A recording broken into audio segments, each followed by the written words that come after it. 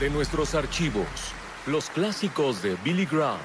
Quiero hablarles a las personas que están viendo por televisión y decirles algo sobre la ciudad de Nueva York. Es un gozo y un privilegio para mí y mis colegas volver aquí a Nueva York. Por algún tiempo he visto señales que dicen, amo Nueva York. Y eso es verdad para mí. Me enamoré de Nueva York hace años. Le dije al alcalde Dickens la semana pasada que lo visité, que él y los líderes de la ciudad siempre estarían en mis oraciones y que Dios estaría con ellos para ayudarlos a resolver los problemas de esta ciudad.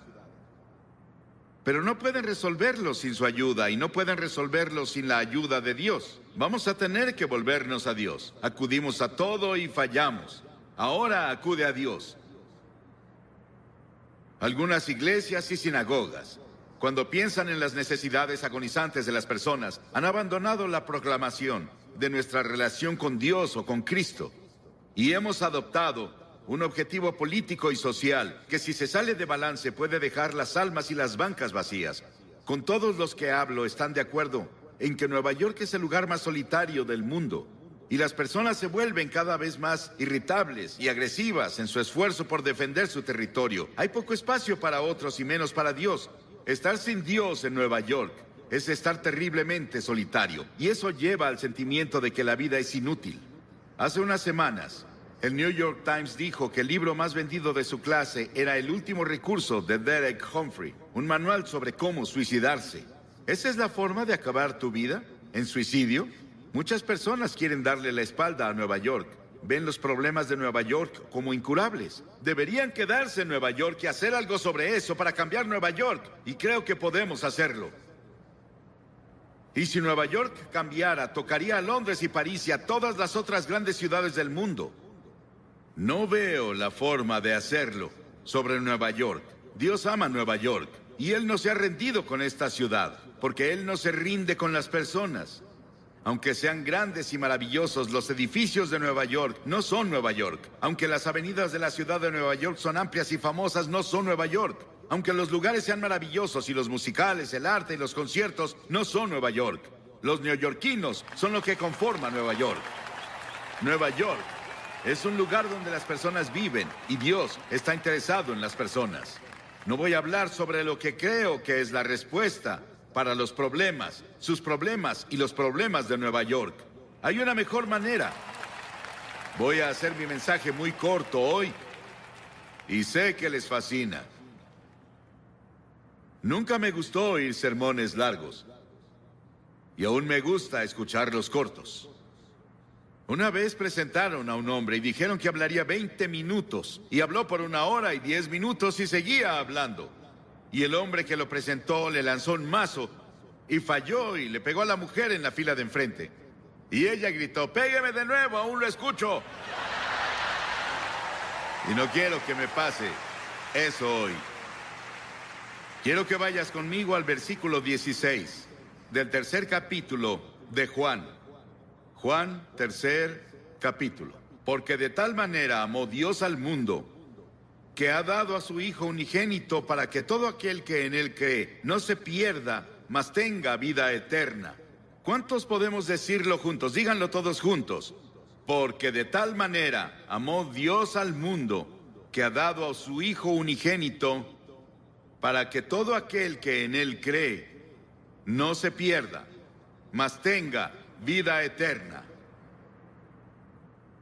Ese es el Evangelio en resumen. Es una Biblia en miniatura. Cada cosa que debes saber sobre la redención y la salvación está en ese versículo de las Escrituras. 30 palabras maravillosas que mi madre me enseñó cuando estaba bañándome un sábado en la noche en una granja en Carolina del Norte. Ella dijo, quiero que te aprendas este pasaje de la Biblia. Y me enseñó ese pasaje porque de tal manera amó Dios al mundo que ha dado a su Hijo unigénito para que todo aquel que en Él cree no se pierda, mas tenga vida eterna.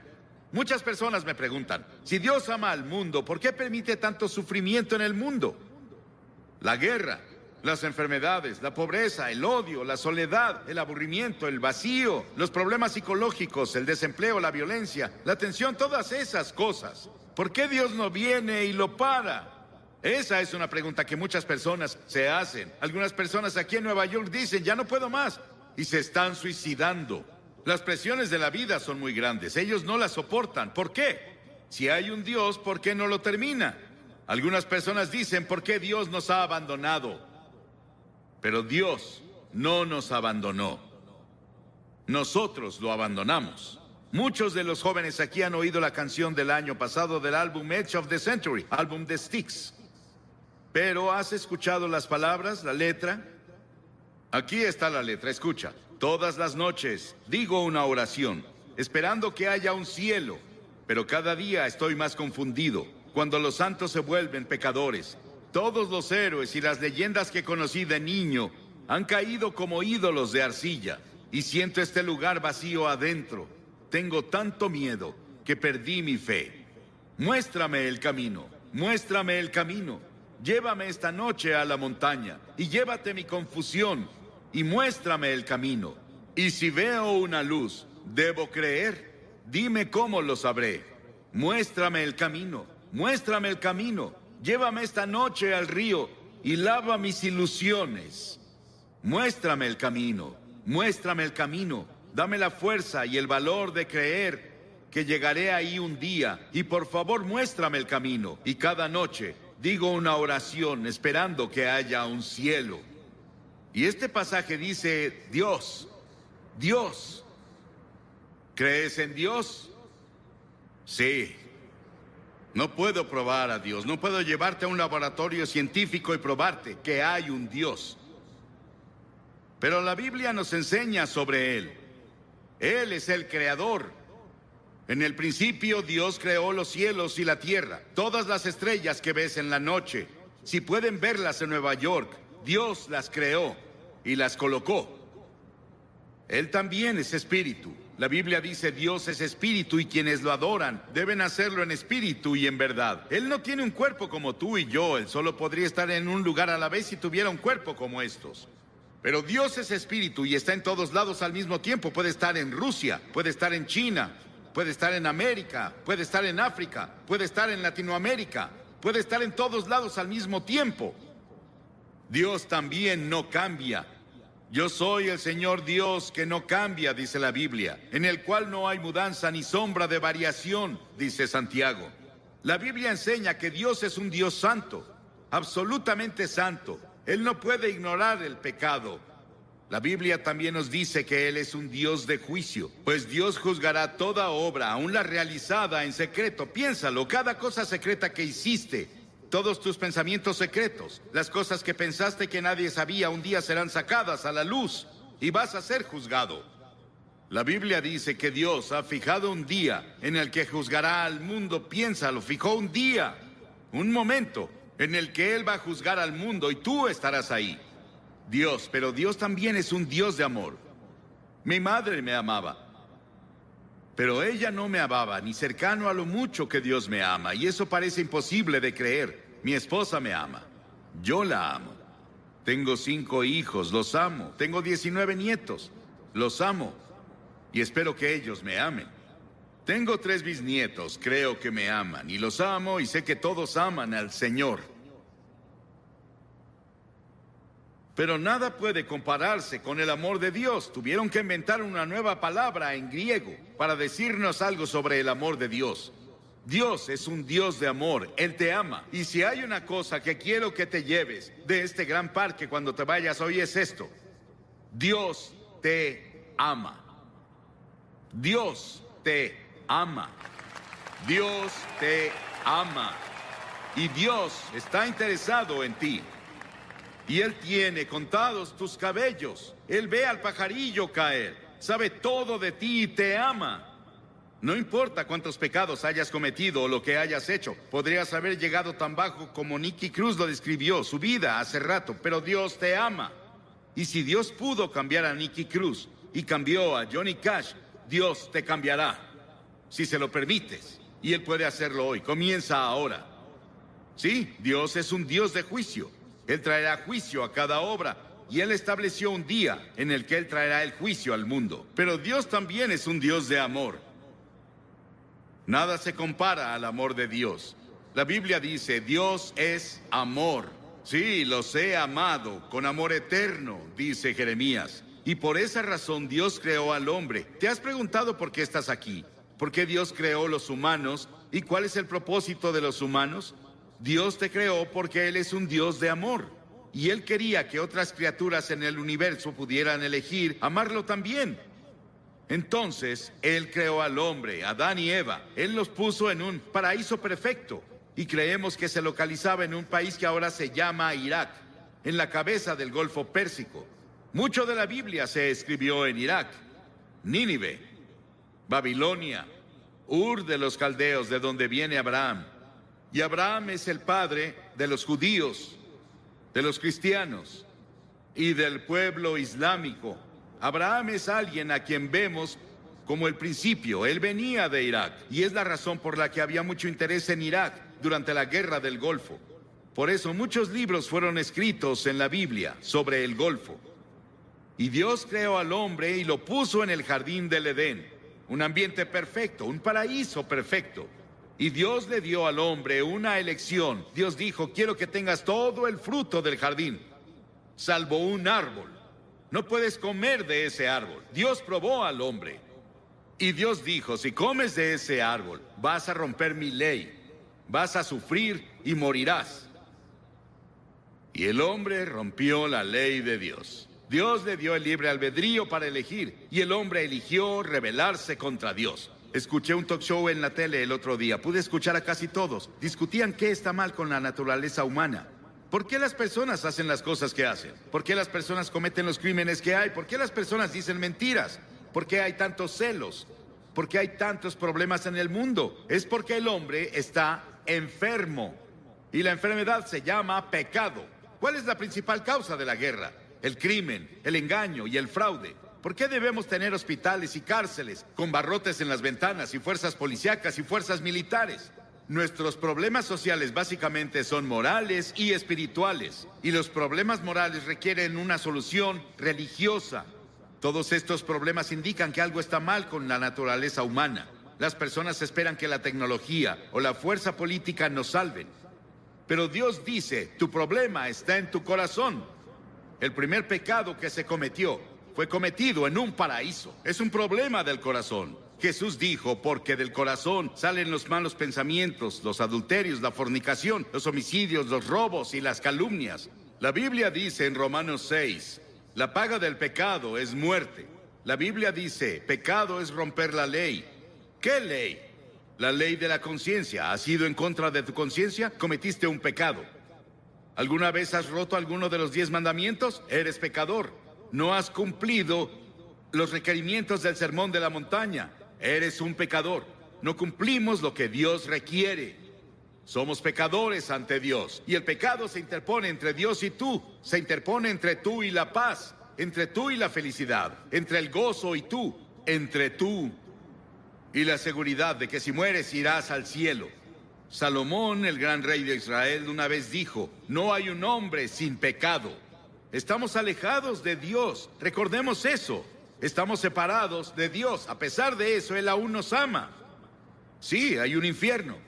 Hay un infierno en esta vida. Pero también hay un infierno en la vida venidera, si estamos separados de Dios.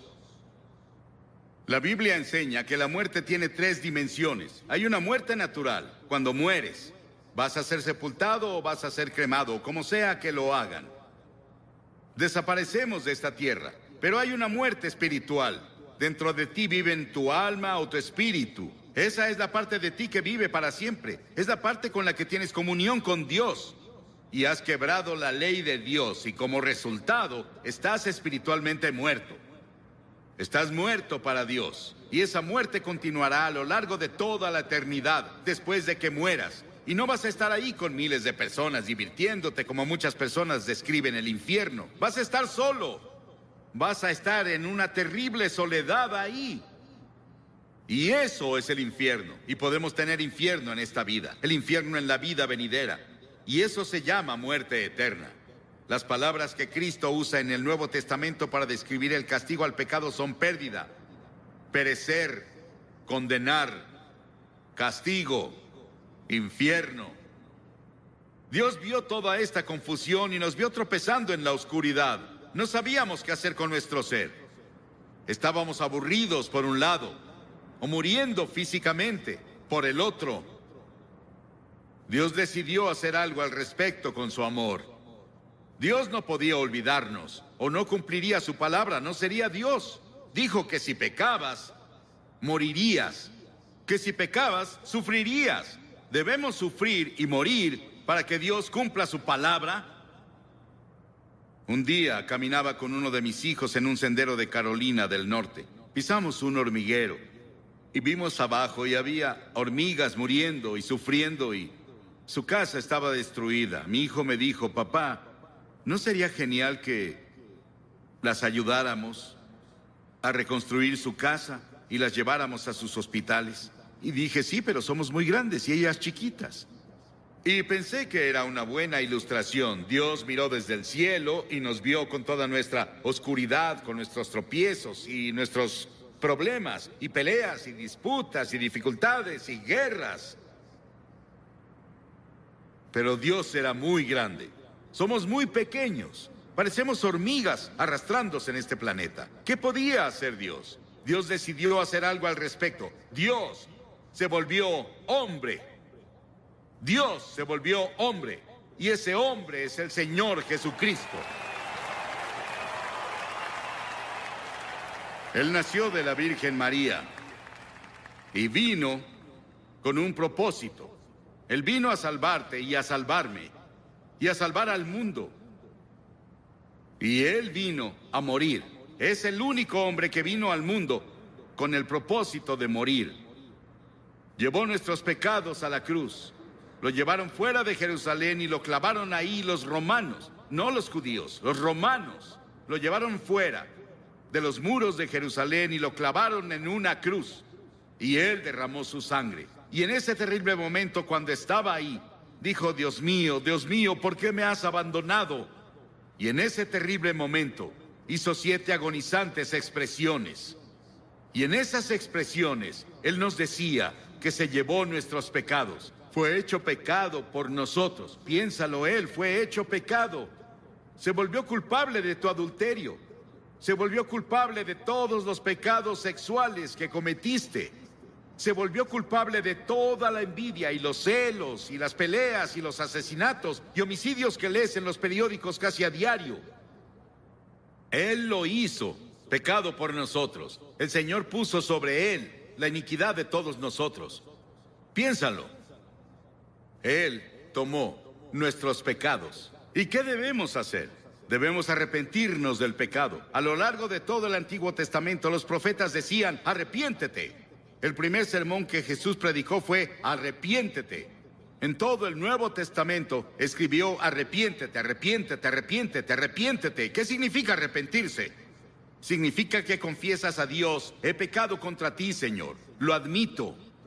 Significa que te vuelves de tus pecados. Estás dispuesto a dejar que Dios haga su voluntad en tu vida y estás listo para seguirlo y servirlo desde ahora. Eso es arrepentimiento. Hace unos días, en nuestro pan diario llamado Llévame a la Cruz, Cliff Barrows me dio esta maravillosa historia. Un policía, un oficial, estaba patrullando una noche en un pueblo del norte de Gran Bretaña cuando escuchó un sollozo entrecortado. Vio a un niño en la sombra sentado en una puerta y las lágrimas corrían por sus mejillas. El niño dijo: estoy perdido. Por favor, lléveme a casa.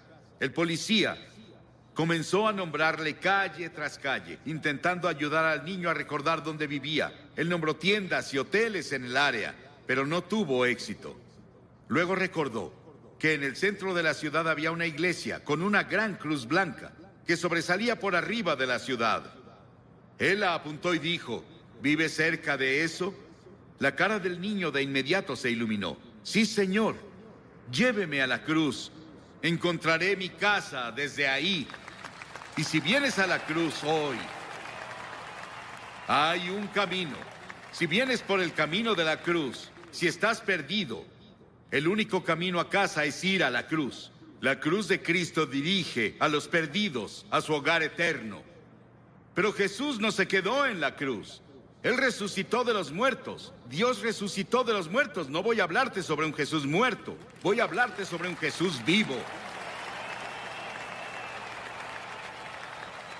Y ese Cristo vivo puede venir a tu corazón hoy por el Espíritu Santo y hacerte una nueva persona.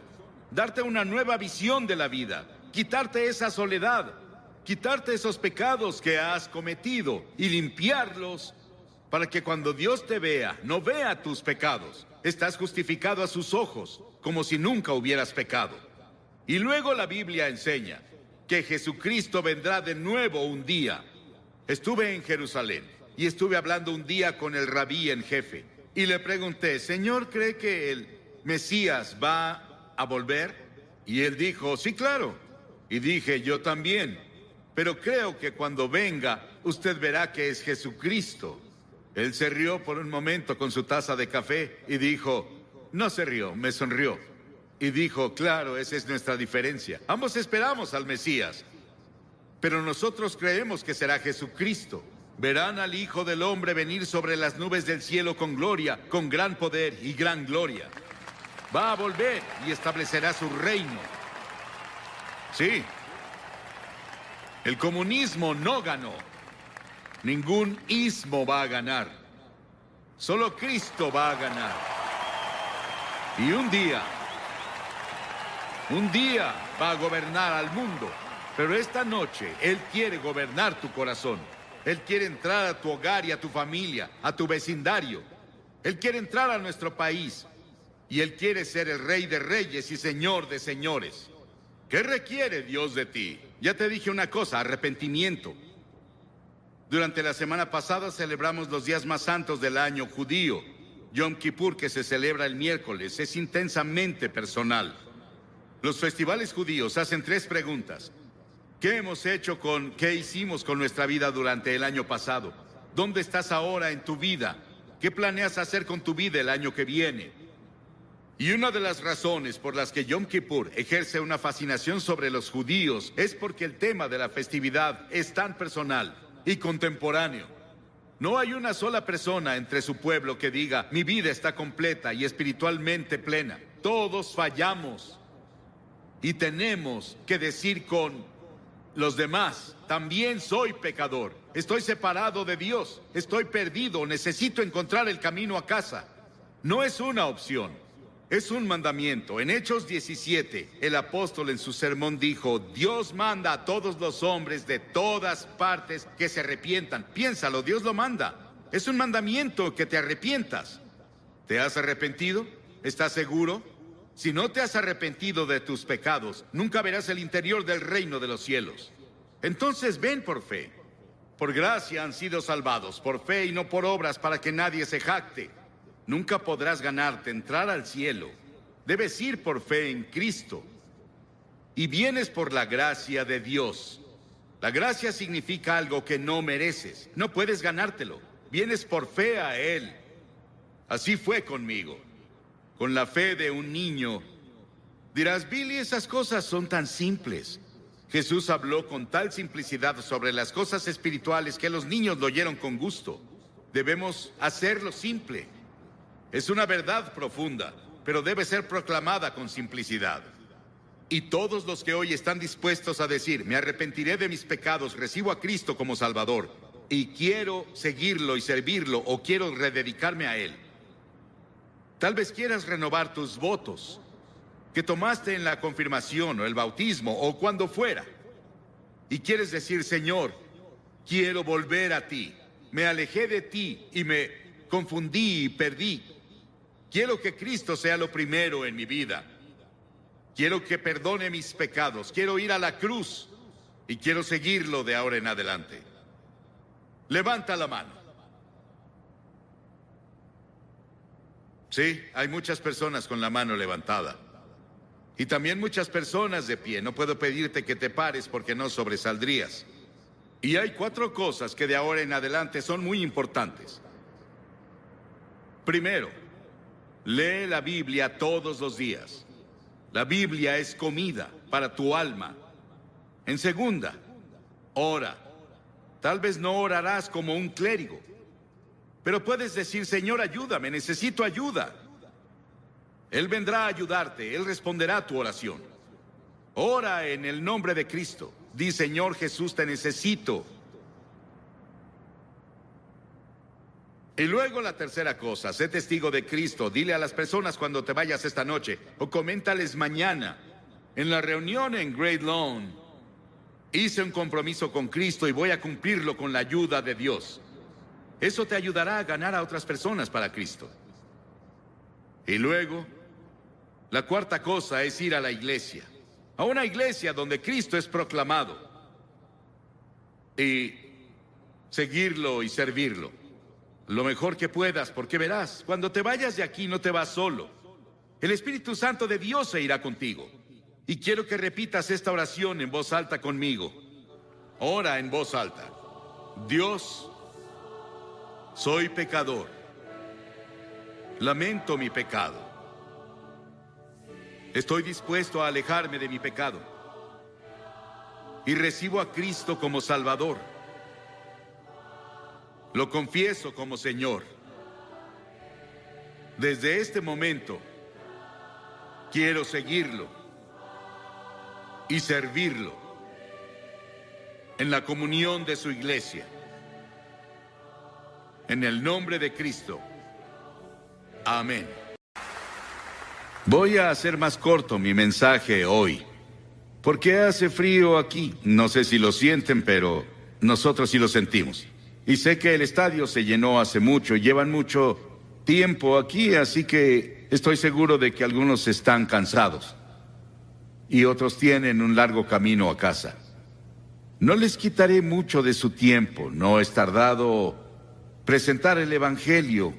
Escuché sobre un hombre que debía hablar por 20 minutos y habló por 30 minutos.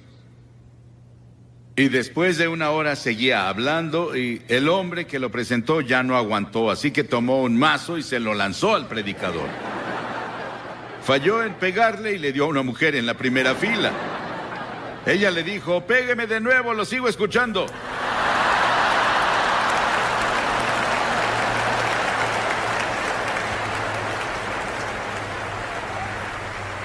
Gracias.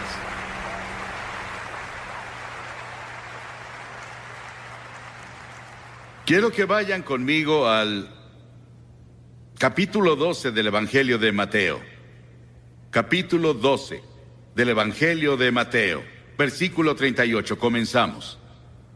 Algunos de los fariseos y de los maestros de la ley le dijeron, Maestro, queremos ver alguna señal milagrosa tuya. Jesús les contestó, esta generación malvada y adúltera pide una señal milagrosa, pero no se le dará más señal que la del profeta Jonás. Porque así como Jonás estuvo 3 días y 3 noches en el vientre del gran pez, también el Hijo del Hombre estará 3 días y 3 noches en las entrañas de la tierra. Los habitantes de Nínive se levantarán en el juicio contra esta generación y la condenarán, porque ellos se arrepintieron con la predicación de Jonás. Y aquí tienen a uno más grande que Jonás. En este pasaje, que se refiere al pequeño libro de Jonás, solo hay 4 capítulos en ese libro. Es uno de los libros más controversiales en la Biblia, pero también es uno de los más emocionantes e interesantes libros en la Biblia. Y lo lees de principio a fin y está lleno de emoción, pero también lleno del Evangelio. Él estaba apuntando al Evangelio, cuando Cristo vendría y moriría en la cruz, y pasaría 3 días y 3 noches en la tumba, y resucitaría de entre los muertos. Estábamos en Florida, después de que Andrew los golpeó. Fuimos a South Dade. Hicimos un servicio llamado el Servicio de la Esperanza para las personas ahí. Jesse Jackson estaba ahí. Él llegó y se sentó en la plataforma e hizo una oración. El gobernador del estado nos había invitado. Y vimos una devastación como nunca habíamos visto en ninguna parte. No creo que ni en Hiroshima o Nagasaki en Japón hubieran sufrido peor que lo que ves hoy en el sur de Florida. pero parece que muchas tormentas y huracanes vendrán este año, y otros se formarán en otros lugares. Luego leemos sobre Guam y la tormenta que golpeó a Francia y a Gran Bretaña hace solo 3 o 4 días, que dejó una devastación terrible en el sur de Francia. Y aquí, estos fariseos y saduceos y líderes religiosos estaban escuchando a Jesús y le pedían una señal. Dijeron: Señor, danos una señal. ¿Qué clase de señal nos darás de que tú eres en realidad el Hijo de Dios? Haces esos milagros, pero danos una señal real. Y Jesús dijo: son una generación malvada y adúltera, y están buscando una señal y quieren un espectáculo que pruebe que soy el Hijo de Dios. Pero la única señal que tendrán, la tendrán leyendo el libro de Jonás. Hace años, una historia de primera plana en un periódico decía que un tiburón de 2 toneladas había sido atrapado por un australiano. Tal vez fue Cocodrilo Dundee. Y también en Australia, un hombre fue perseguido por un cocodrilo asesino que lo atrapó y lo cortó en 8 pedazos. Hicimos una película en Australia hace tiempo llamada The Shadow of the Boomerang. Y había una hermosa jovencita que era la estrella de la película. Y cuando nos fuimos, ella fue a nadar con su novio en una de las playas. Y estaba como a 1 metro del agua disfrutando. Y llegó un tiburón y le arrancó la pierna. Y antes de que consiguieran ayuda, ella murió. Esta ha sido llamada la historia del pez. Pero es más que eso. Es una historia real. Es la historia que Jesús mismo mencionó. Él atestiguó de eso. Hay 300 tipos diferentes de tiburones. Pero la Biblia no dice que Jonás fue tragado por una ballena. Dice que Jonás fue salvado, no destruido, por un gran pez. Y lo creo porque la Biblia lo tiene y Jesús lo autentificó. Con todas las cosas que están pasando en el mundo biológico hoy, las personas tienen mucho menos dificultad en creer los hechos de esta historia que hace 50 años. Dios fue con Jonás. Vivía en la parte norte de Israel. Y las Escrituras dicen en el primer versículo de Jonás: la palabra del Señor vino a Jonás. La palabra del Señor vino a Jonás. Pero a Jonás no le gustó el llamado que le dieron. Dios dijo: quiero que vayas a Nínive, esa gran malvada ciudad. Es la capital del imperio más poderoso en el mundo, y quiero que vayas a predicarles y a predicar arrepentimiento y a decirles que si no se arrepienten, voy a destruirlos. Y a Jonás no le gustó, no quería a los ninivitas, porque los ninivitas llegaban con sus ejércitos y eran personas muy crueles. La historia nos dice que estaban entre las personas más brutales de la historia, y la forma en que trataban a sus prisioneros era algo que no repetiría desde la plataforma. Era tan horrible y tan terrible que Jonás no los quería. De hecho, él los odiaba. Y dijo: no voy a ir, Señor. Él fue a Jope. Se compró un boleto y se subió a un barco a Tarsis, que estaba del otro lado de España. Y mientras estuvo en el barco, llegó una tormenta, un huracán les pegó. Y los marineros se asustaron. Creyeron que iban a morir y dijeron: algo anda mal. Comenzaron a orar a sus diferentes dioses. Y el capitán bajó al casco del barco y vio a Jonás acostado ahí durmiendo. Y el capitán se dio cuenta de que algo estaba mal, porque él oyó que Jonás estaba huyendo de su Dios. Y el capitán lo despertó. Y los marineros después echaron la carga. Decidieron que, junto con Jonás, él admitió que él estaba mal. Y dijeron: ¿qué haremos contigo? Él dijo: láncenme por la borda, y cuando caiga por la borda, el mar se calmará. El salmista dijo: ¿A dónde podría alejarme de tu espíritu? ¿A dónde podría huir de tu presencia? Jonás no podía huir de Dios. El diablo siempre tendrá un barco listo cuando una persona quiere huir de Dios. Jonás pensó que había pagado el pasaje, y el capitán del barco pensó lo mismo. Ambos cometieron un error. El pasaje más costoso que se paga es cuando navegas lejos de Dios. Entonces sí pagas un precio.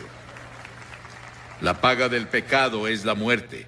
Cuentan la historia de Aaron Burr, quien estaba en Princeton y fue a una reunión evangelística y tuvo la convicción de pecado por 2 semanas. Y se puso bajo las estrellas una noche y dijo: Dios, no soporto esta convicción que pusiste en mí de mis pecados. Si me dejas en paz, no te molestaré nunca. Y desde esa vez nos dijeron que su alma está muerta. Intentó encontrar algo al final de su vida, pero ya era muy tarde. Esos marineros echaron su carga y cayeron sobre Jonás. Y Jonás cambió de opinión, y Dios preparó un gran pez. 3 días y 3 noches tuvo para pensarlo. Qué terrible agonía debió sentir. Hay 2 formas de encontrar juicio: resistir e ir más profundo en tu pecado, o volverte a Dios. Pedro caminó sobre el agua y comenzó a mirar alrededor. Quitó sus ojos de Jesús y dijo: Señor, sálvame. La Biblia enseña que estamos muertos en transgresiones y pecados. La Biblia dice que eres un cuerpo, pero dentro de tu cuerpo está tu espíritu, tu alma. Es la parte con la que puedes tener comunión con Dios. Y está muerta. Y solo tienes vida por el Espíritu Santo cuando llegas y te arrepientes de tus pecados y recibes a Cristo como tu Señor y Salvador. Dios provee todos los medios de escape, pero tú estás atado de manos y pies por tus pecados. El Espíritu debe venir y cortar las cadenas, y luego tú saltas a tu libertad. Porque verás, esta historia nos cuenta la historia de la cruz. Que Jesucristo murió en la cruz, que fue enterrado, que resucitó y está vivo esta noche. Él quiere entrar a tu corazón y cambiar la dirección de tu vida y darte paz y gozo como nunca has conocido. El Evangelio de Jonás. El Señor dio una orden y el pez vomitó a Jonás en tierra firme. Y la palabra del Señor vino a Jonás por 2ª vez. Dios le dio otra oportunidad. Dios dijo: ve a Nínive. Y Jonás se levantó y fue a Nínive de acuerdo con la palabra del Señor. Y él clamó y dijo, comenzó a hablar en Nínive y dijo: Dios los librará por otros 40 días. Pero arrepiéntanse, arrepiéntanse. El juicio ya viene. Ese era Dios hablando a través de su mensajero. Ahora Jonás no quería hacerlo. No sentía ganas de hacerlo. Pero estuvo entregando el mensaje del Señor. Y el mensaje de Jonás no daba promesa de misericordia. Era un mensaje de arrepentimiento. Pero las personas de Nínive creyeron su mensaje. Y la Biblia dice que el avivamiento más grande, la mayor campaña evangelística en la historia del mundo, tuvo lugar en Nínive. Era una ciudad de tal vez 600,000 personas, más o menos según el comentario que lean. Y toda la ciudad, desde el rey hasta el más bajo, se arrepintieron. El rey se quitó el manto real, bajó del trono, fue a la calle, a la tierra, en cilicio y cenizas, y se arrepintió de sus pecados. Y Dios tuvo misericordia no solo del rey, sino de las personas, y todas las personas fueron salvadas. Eso podría pasar aquí. ¿No sería maravilloso si Portland, toda la ciudad, todo el estado de Oregon, todo el noroeste, se volviera a Dios?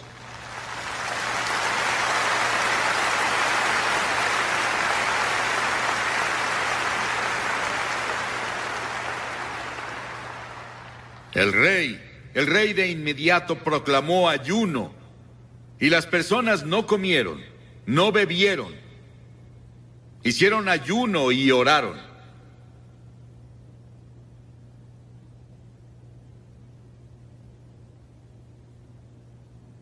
Tuvieron un gran avivamiento espiritual en Nínive. Los habitantes de Nínive, dijo Jesús, se levantarán en el juicio contra esta generación y la condenarán, porque ellos se arrepintieron con la predicación de Jonás. Pero uno más grande que Jonás está aquí. Si ellos se arrepintieron con la predicación de Jonás, ¿cuánto más debieron arrepentirse cuando oyeron el Evangelio de Cristo? Dios nos está advirtiendo ahora con la enfermedad del SIDA, con los huracanes y terremotos, con la violencia y todo tipo de problemas que ahora están afectando a todo el mundo, nuestros problemas económicos. Todas esas cosas Dios las está usando para hablarnos. Y si no nos arrepentimos y nos volvemos a Él, el juicio vendrá. En Génesis 6, hablando de los días de Noé, las Escrituras dicen: no contenderá mi espíritu con el hombre para siempre, serán sus días 120 años. Dios dijo: les daré 120 años para que se arrepientan. Si no se arrepienten, van a ser destruidos. Al final, cuando Noé estaba listo para entrar al arca, dijo Dios: les daré 7 días más. Y ya.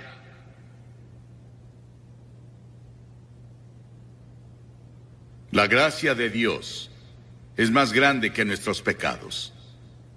Nínive escuchó a un predicador. ¿Cuántos predicadores has escuchado? ¿Cuántos programas de televisión y radio cristianos has escuchado? ¿En cuántos servicios de iglesia has estado? ¿Cuántas Biblias tienes en tu casa? Nínive solo tuvo una advertencia, un solo servicio, y toda la ciudad se volvió a Dios.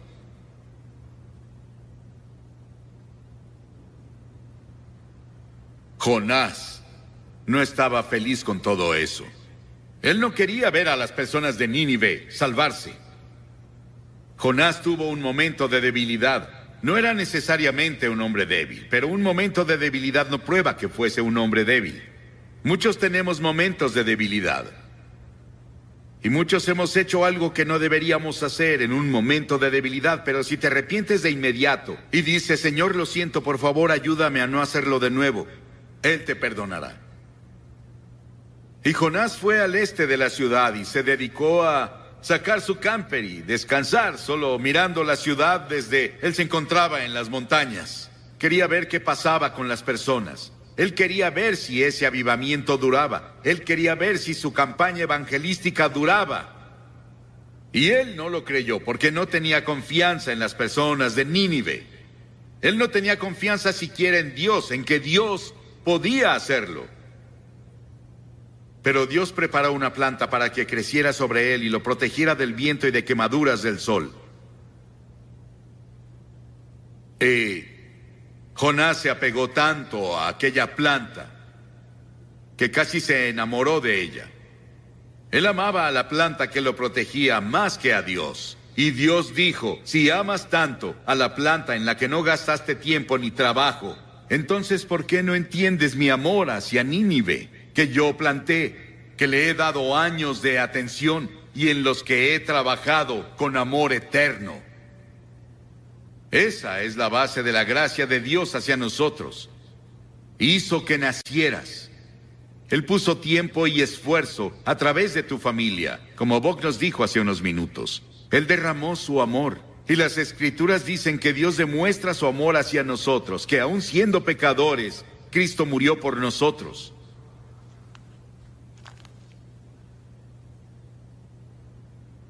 Las cosas que obtenemos de este libro de Jonás. Dios se preocupa por ti. Dios es poderoso y puede usar las fuerzas de la naturaleza para despertarte y llevarte al reino. En Año Nuevo, en 1929, Georgia Tech enfrentó a la Universidad de California en el Tazón de las Rosas. En el juego, un jugador interceptó un pase, pero se confundió y corrió en la dirección opuesta. Un compañero lo tacleó, justo antes de que anotara un touchdown contra su propio equipo. En el medio tiempo, todos los jugadores fueron a los vestidores y se sentaron preguntándose qué diría el entrenador. Ese joven se sentó solo, se puso una toalla sobre su cabeza y lloró como bebé. Cuando el equipo iba a volver al campo para la segunda mitad, el entrenador lo sorprendió cuando anunció que los mismos jugadores que iniciaron la primera mitad iniciarían la segunda. Todos los jugadores dejaron los vestidores, salvo este joven. Él no se movió. El entrenador miró y lo llamó de nuevo, y vio que sus mejillas estaban mojadas con grandes lágrimas de hombre. Y dijo: entrenador, no puedo hacerlo. Lo arruiné. He arruinado y deshonrado a la Universidad de California. Me arruiné yo mismo. No podría enfrentar la multitud en el estadio de nuevo. El entrenador puso su mano sobre su hombro y dijo: Roy, levántate y regresa. Este juego solo va a la mitad. Cuando leí la historia dentro de mí dije: ¡qué entrenador! Cuando leí la historia de Jonás y leo la historia de miles como él, digo: ¡qué Dios! Que me da una segunda oportunidad. Y a algunos les está dando otra oportunidad esta noche para darle tu corazón y tu vida a Cristo y asegurarte que si mueres te irás al cielo. Voy a pedirte que te levantes de tu asiento ahora y vengas a pararte frente a esta plataforma y digas al venir: abro mi corazón y le doy mi vida a Cristo. Tal vez fuiste bautizado o confirmado y eres un buen miembro de la iglesia, pero en el fondo no estás seguro. No estás seguro como estás ante Dios y no estás seguro de que te has arrepentido o que en verdad por fe lo recibiste como Señor y Salvador. Él te ofrece su misericordia y su amor y su gracia esta noche y dice: te amo. Y voy a pedirte que vengas y dirás: ¿por qué le pides a las personas que pasen públicamente? Todas las personas a las que Jesús llamó lo hizo públicamente, ¿sabías eso? Cada persona que llegó a Cristo en el Nuevo Testamento fue públicamente. Él dijo: si no estás dispuesto a reconocerme ante los hombres, no te reconoceré ante mi Padre que está en el cielo. Levántate y ven ahora desde arriba en la galería toda esa parte. Y si estás viendo por televisión en otros países o en otro estadio, levántate y ve al frente de tu pantalla como las personas que ya comenzaron a venir. Vamos a esperar. Ora por la persona que está a tu derecha, a tu izquierda, enfrente de ti y atrás de ti. Tal vez nadie ha orado por ellos antes, para que encuentren un Salvador. Ora por ellos. Vamos a hacer que toda la audiencia haga una oración en silencio. Pídele a Dios que haga una obra poderosa esta noche en los corazones de muchas personas. Muchas personas ya vienen en camino. Ven. Desde la fila de arriba te tomará un minuto extra venir, así que comienza ya. Si estás con amigos o familia, puedes traer a tu amigo o puede esperarte. O si vienes en autobús, te esperarán. Y después de que todos lleguen, voy a hacer una oración contigo y te diré una palabra y te daré algo de literatura para ayudarte en tu vida cristiana. Levántate y ven ahora con las personas que ya vienen.